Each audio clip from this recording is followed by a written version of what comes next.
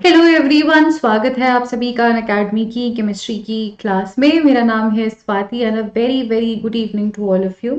And again depending upon आप कब ये वीडियो देख रहे हैं, तो good morning ji and good afternoon ji. So in today's class we will be discussing the properties of carbon, and most probably this is a recorded video, so some of you might be having a few doubts, तो आप please comment section में अपने जाके doubts मुझे लिख सकते हैं, and I'll make sure to clear them out in your next class.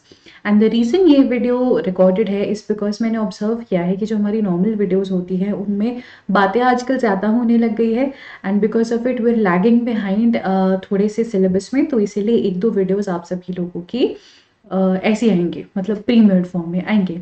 सो जल्दी से शुरू करते हैं बिना किसी भी प्रकार की देरी के।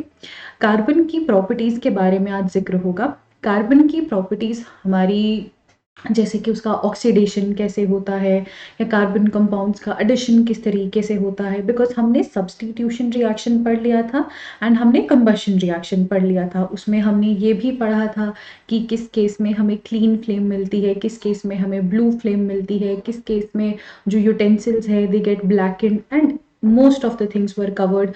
सब्स्टिट्यूशन रिएक्शन में हमने पढ़ा था कि किस तरीके से जो हमारे एल्केन्स हैं दे आर अनरिएक्टिव, परंतु मतलब जो एल्केन्स है they react with chlorine in the presence of sunlight. So all these things were already covered. आज के टॉपिक में वी विल बी डिस्कसिंग किस तरीके से आपका एडिशन रिएक्शन होता है एंड ऑक्सीडेशन रिएक्शन होता है। थोड़ी बहुत चीज़ें हमको याद भी करनी पड़ेंगी, मैं आपको बोलूँगी भी नोट डाउन करने के लिए, तो आप वो सारी चीज़ें नोट डाउन कर लीजिएगा। ओके, चलिए तो शुरू करते हैं आज की क्लास बिना किसी भी प्रकार की देरी के। इसको मैं ऐसे रख लेती हूँ so that you won't get distracted, ये स्क्रीन हिले ना। चलिए सो आगे बढ़ते हैं। अब सबसे पहले बेटा हम पढ़ रही हैं ऑक्सीडेशन रिएक्शन के बारे में। लिखना नहीं है किसी को कुछ भी, nobody has to write anything, जब तक मैं बोलूँ ना कुछ भी नहीं लिखना है। पेन नीचे रख दीजिए आप, ठीक है। सो जब हम लोग कंबशन रिएक्शन पढ़ रहे थे उसमें हमने क्या ऑब्जर्व किया था कि कोई भी हमारा हाइड्रोकार्बन होता है उसमें ऑक्सीजन ऐड होता है और हमें बदले में कार्बन डाइऑक्साइड, वाटर, हीट या एनर्जी मिलती है। ये सारी चीजें हमने ऑब्जर्व की थी। हमने कहा था कि भाई combustion reaction is also a type of oxidation reaction. ये पॉइंट बहुत ज्यादा इंपॉर्टेंट है, तो आप इसे याद रखिएगा। उसके बाद जो हमारा 10th की केमिस्ट्री का पहला चैप्टर है उसमें रिडॉक्स रिएक्शन नामक एक चीज हमने पढ़ी है, जिसमें हमने ऑक्सीडेशन पढ़ा है। तो ओवरऑल हमें आइडिया है कि जो ये वर्ड ऑक्सीडेशन है इसका मतलब क्या होता है। I don't think I have to repeat myself, ठीक है, मतलब इसकी डेफिनेशन नहीं रिपीट करनी है। बट अगर किसी को नहीं है आइडिया मुझे कमेंट सेक्शन में बता देना, एक अलग से वीडियो बना के मैं क्लियर कर दूंगी कि ऑक्सीडेशन क्या है, क्योंकि इसकी तीन तीन डेफिनेशंस हैं और अगर हम तीनों डेफिनेशन इसी वीडियो में कवर करने लगे तो टाइम ज़्यादा लग जाएगा और जो मेन टॉपिक है उससे हम भटक जाएंगे। Carbon compounds can be easily oxidised on combustion, ये लाइन हमने ऑलरेडी पढ़ी है कि भाई कार्बन कंपाउंड्स का जब आप कंबशन कराते हो तो वो ऑक्सीडाइज हो जाते हैं। In addition to this complete oxidation, we have reactions in which alcohols are converted to carboxylic acids. इन्होंने कहा कि ऐसा नहीं है कि सिर्फ हाइड्रोकार्बन्स का ऑक्सीडेशन होगा, हम अल्कोहल का ऑक्सीडेशन भी कराते हैं, एंड जब अल्कोहल का ऑक्सीडेशन कराया जाता है तो वो कार्बोक्सिलिक एसिड में कन्वर्ट हो जाते हैं, ठीक है। Some substances are capable of adding oxygen to others. बहुत से ऐसे सब्सटेंसेस हैं जो दूसरे कंपाउंड्स में ऑक्सीजन ऐड करते हैं और ऐसे कंपाउंड्स को हम कहते हैं oxidising agents. We have already studied about it, right? What is an oxidizing agent? What is a reducing agent? So oxidizing agents are those substances जो oxidation कराते हैं, whereas reducing agents are those substances जो reduction कराते हैं। As easy as that. अब यहाँ पे नीचे लिखे गए हैं दो वेरी इंपॉर्टेंट ऑक्सीडाइजिंग एजेंट्स जो आपको अपने मतलब if you planning to take science as a subject in 11th-12th तो ज़िंदगी भर के लिए याद रखना पड़ेगा आपको। कौन से हैं? ये है आपका एल्कलाइन। एल्कलाइन यानी कि बेसिक मीडियम में मौजूद है। एल्कलाइन पोटेशियम पर मैंगनीट और एसिडिफाइड पोटेशियम डाइक्रोमेट। पोटेशियम पर मैंगनीट क्या होता है, मैं यहाँ पर मैं ऊपर फॉर्मूला लिख देती हूँ, ठीक है। पोटेशियम पर मैंगनीट इज के KMNO4 and dichromate is K2Cr2O7. ठीक है, are oxidising alcohols to acids, ये अल्कोहल को एसिड्स में ऑक्सीडाइज कर रहे हैं, that is adding oxygen to the starting material, hence they are known as oxidising agents. तो अगर आपको ऐसा कोई क्वेश्चन पूछा जाए कि आप किस तरीके से एक अल्कोहल को एसिड में कन्वर्ट करेंगे, तो आपका सबसे पहला जवाब होना चाहिए ऑक्सीडाइजिंग एजेंट्स की मदद से। फिर अगर आपसे पूछा है कि ऑक्सीडाइजिंग एजेंट्स कौन से होंगे, तो आप बोल सकते हैं KMNO4 एंड K2Cr2O7। अच्छा, अब बहुत से बच्चों को ये भी कंफ्यूजन होता है कि मैम यहाँ पर अल्कलाइन पोटेशियम पर मैंगनेट है, यानी कि क्या हम KMNO4 केवल बेसिक मीडियम में यूज करते हैं या हम एसिडिक मीडियम में भी यूज कर सकते हैं। सिमिलरली पोटेशियम डाइक्रोमेट है, ये हम एसिडिफाइड में यूज कर सकते हैं, मतलब एसिडिक मीडियम में यूज करते हैं या हम बेसिक में यूज कर सकते हैं। तो ये दोनों चीजें एसिडिक एंड बेसिक दोनों में यूज करी जा सकती है, यानी कि मैं अल्कलाइन KMNO4 भी यूज कर सकती हूँ, मैं एसिडिक KMNO4 भी यूज कर सकती हूँ, मैं अल्कलाइन K2Cr2O7 भी यूज कर सकती हूँ, मैं एसिडिक K2Cr2O7 भी यूज कर सकती हूँ। Both of them can be used as oxidising agents. ठीक है, चलिए आगे चलते हैं। अच्छा, अगर इस स्लाइड में आपको कोई भी पॉइंट समझ में ना आया हो तो आप कमेंट सेक्शन में लिख सकते हैं। आज की क्लास का ये टॉपिक नंबर 1 है, तो टॉपिक नंबर 1 का पॉइंट नंबर 1 ये है, पॉइंट नंबर 2 ये है एंड पॉइंट नंबर 3 ये है। ओके, चलिए आगे चलते हैं। अब हम बात करते हैं एडिशन रिएक्शंस की। एडिशन रिएक्शन क्या होते हैं, नाम से ही पता चल रहा है, जिसमें चीजें ऐड हो रही है, पहले उसके पास वो चीज नहीं थी, वो बाहर से ऐड की गई है। एडिशन और सब्स्टिट्यूशन रिएक्शंस में अक्सर कंफ्यूजन होता है। सब्स्टिट्यूशन रिएक्शन में क्या है कि एक की जगह दूसरा आ रहा है, एक की जगह दूसरा ले रहा है। जैसे आप मान के चलिए कि यहाँ पर आप हो और आपका दोस्त है। अब आपके दोस्त को आके कोई लड़की, टिपिकली यही एग्जाम्पल समझ में आता है बच्चों को, तो इसलिए मैं ये दे रही हूँ कि कोई लड़की आके आपके दोस्त को रिप्लेस कर दे, तो ये सब्स्टिट्यूशन रिएक्शन है। ठीक है, अब ये लड़की भी आपके फ्रेंड सर्कल को ज्वाइन कर ले बिना आपके दोस्त को हटाए, वो एडिशन रिएक्शन है। तो ये दोनों चीजें डिफरेंट है। पहले केस में क्या कर रही थी, वो लड़की आपके दोस्त की जगह ले रही थी, आपके दोस्त को रिप्लेस कर रही थी, इसीलिए वो सब्स्टिट्यूशन रिएक्शन था। एडिशन रिएक्शन क्या होता है, वो लड़की आई और वो आपके फ्रेंड सर्कल का पार्ट बन गई बिना किसी को हटाए, तो ऑलरेडी एक एग्जिस्टिंग चीज का वो पार्ट बन गई है। तो एडिशन रिएक्शन के बारे में अब हम जिक्र करते हैं। The reaction in which an unsaturated hydrocarbon combines with another substance। अच्छा, अब एडिशन रिएक्शन हमारे अनसैचुरेटेड हाइड्रोकार्बन्स शो कर रहे हैं। अनसैचुरेटेड हाइड्रोकार्बन्स कौन से होते हैं हमारे मैम, एल्कीन्स एंड एल्काइंस। तो एक चीज क्लियर हो गई है कि सब्स्टिट्यूशन रिएक्शन शो करते हैं alkenes and addition reaction show करते हैं हमारे alkenes and alkynes. The reaction in which in an unsaturated hydrocarbon यानी कि alkenes या alkynes combine करता है किसी दूसरे substance के साथ to give a single product is called an addition reaction। ठीक है, addition reactions like the addition of hydrogen, chlorine or bromine are a characteristic property of unsaturated hydrocarbons। आप सभी इस चीज को जरूर अंडरलाइन कर लीजिएगा। पूछा जाता है कि इनमें से कौन सी दी गई चीज एडिशन रिएक्शन शो कर सकती है, 4-5 आपको ऑप्शंस दे देंगे, उन 4-5 ऑप्शंस में से एक ऑप्शन होगा कोई एल्कीन या एल्काइन। तो आपको इतनी चीज याद रहनी चाहिए कि भाई एडिशन रिएक्शन कैरेक्टरिस्टिक प्रॉपर्टी मतलब खास प्रॉपर्टी है हमारे अनसैचुरेटेड हाइड्रोकार्बन्स की, तो alkenes and alkynes he show करेंगे। अगर ऑप्शन में एल्केन्स गिवन है तो एल्केन एडिशन नहीं शो करेंगे। Addition reaction are given by all unsaturated hydrocarbons containing a double or triple bond। हमें पता है that is addition reactions are given by all the alkenes and alkynes।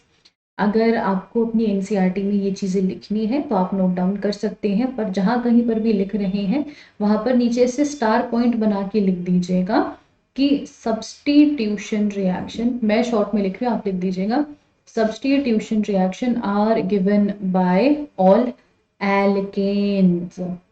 आप लोग इस पूरी की पूरी लाइन को लिखिए, you have to note it down completely, absolutely, बिना किसी भी गलती के, because addition and substitution can get confusing while in the exams and then it can mess a lot of things up. चले आगे, हो गया, चले, ओके, आगे बढ़ते हैं।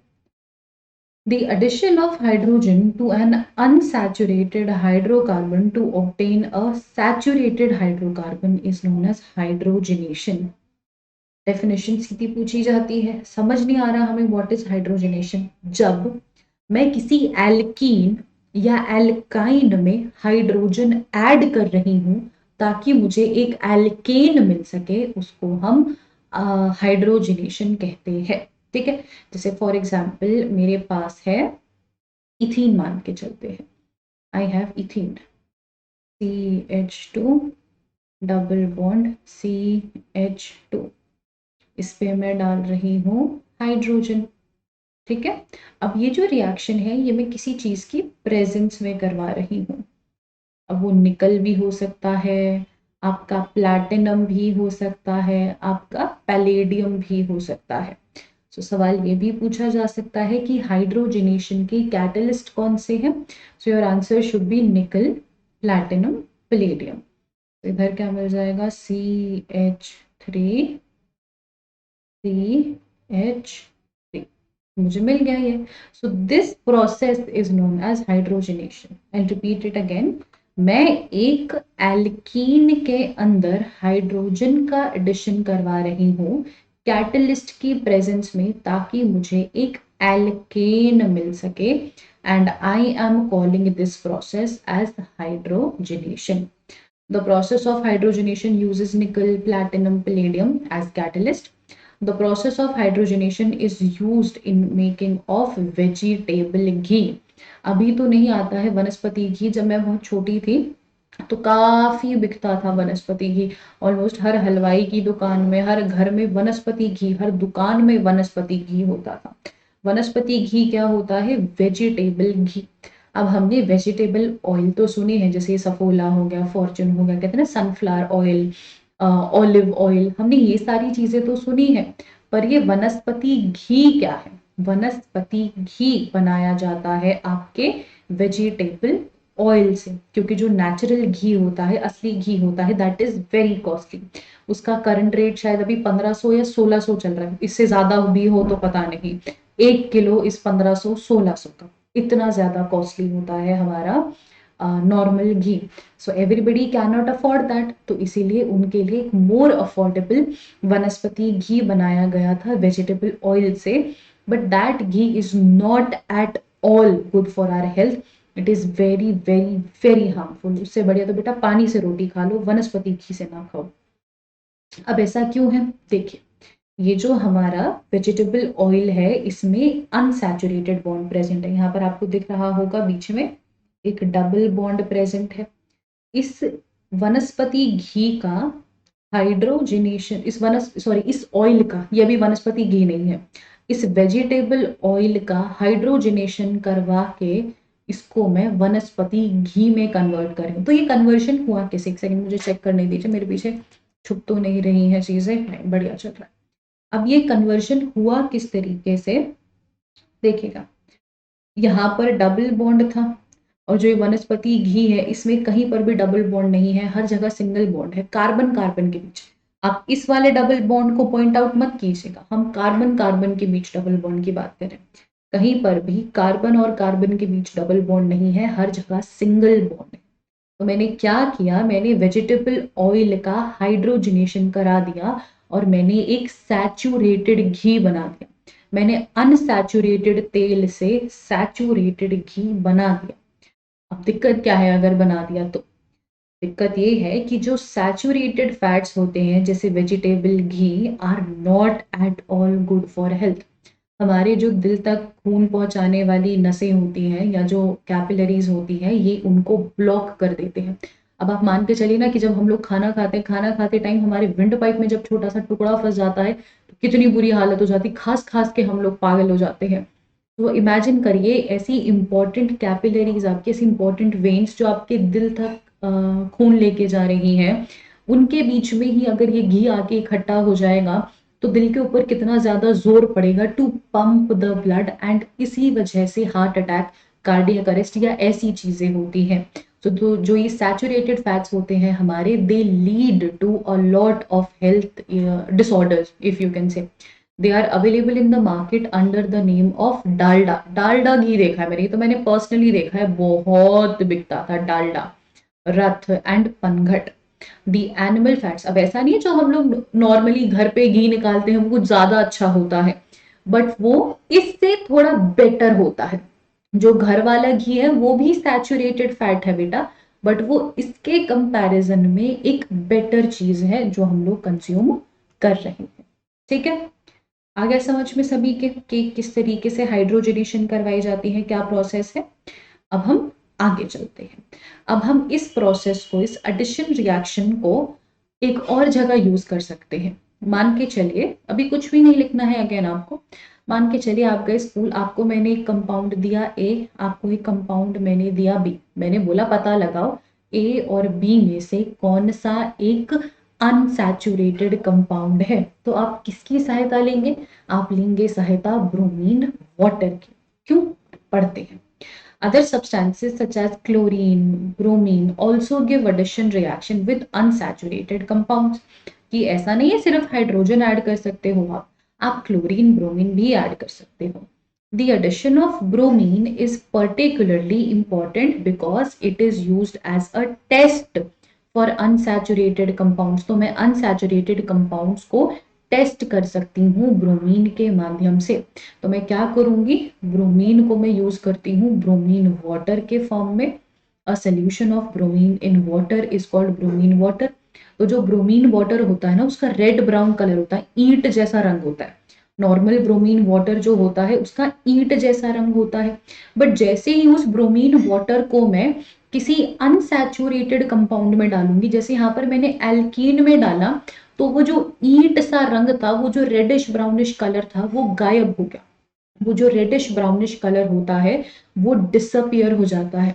अब जब मैंने एल्केन में डाला तो कलर वैसे का वैसा ही रहा, जब मैंने एल्कीन में डाला तो वो कलर डिसअपियर हो गया, ब्रोमीन वाटर डी कलराइज हो गया।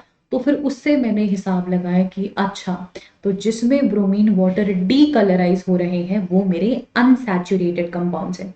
केवल एल्कीन नहीं, एल्काइन में भी जो ब्राउन कलर है वो डिसअपियर हो जाएगा, पर एल्केन में डिसअपियर नहीं होगा। तो इस तरीके से मैं एडिशन रिएक्शंस की सहायता ले सकती हूँ to differentiate between saturated and unsaturated. और यहाँ पर हमारा जो एडिशन रिएक्शन है वो भी खत्म होता है। अब बचे हैं बस इन कार्बन, मतलब केमिकल प्रॉपर्टीज ऑफ कार्बन के क्वेश्चंस। वो हम लोग करेंगे हमारी अपकमिंग लाइव क्लास में, because that happens only in our live class. तो मिलते हैं आप लोगों से जल्द क्लास में, तब तक के लिए bye bye all of you.